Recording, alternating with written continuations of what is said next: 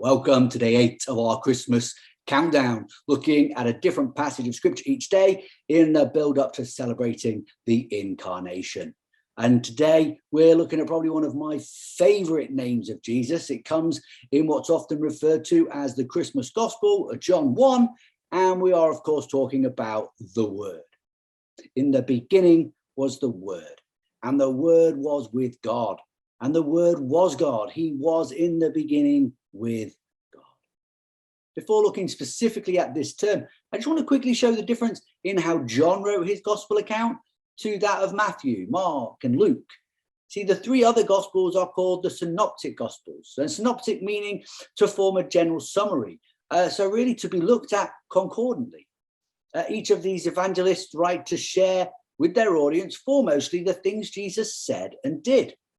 John, however, leads with the focus of who Jesus is, which can be seen not only in the first verses we just heard, but also towards the end in chapters 20, verse 31, telling us that all was written down so that we may believe that Jesus is the Son of God, the Messiah. The Word made flesh.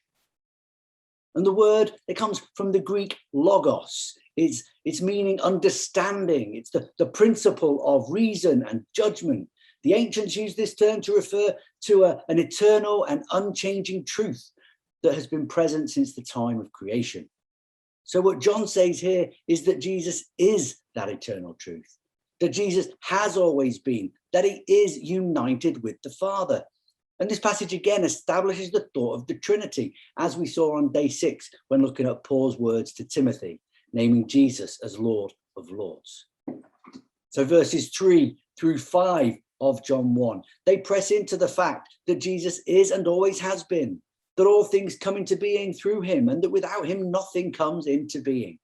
John goes on in this chapter to use other names of Jesus, some of which we've looked at already and others we'll look at in the days to come. But the prologue concentrates on Jesus as the Word and on him who comes to testify to the Word. That is John the Baptist.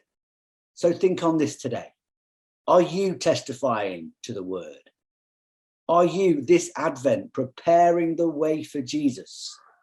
Are you taking light into the darkness?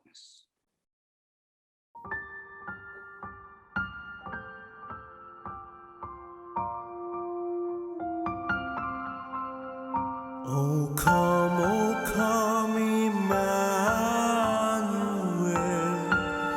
and ransom captive Israel.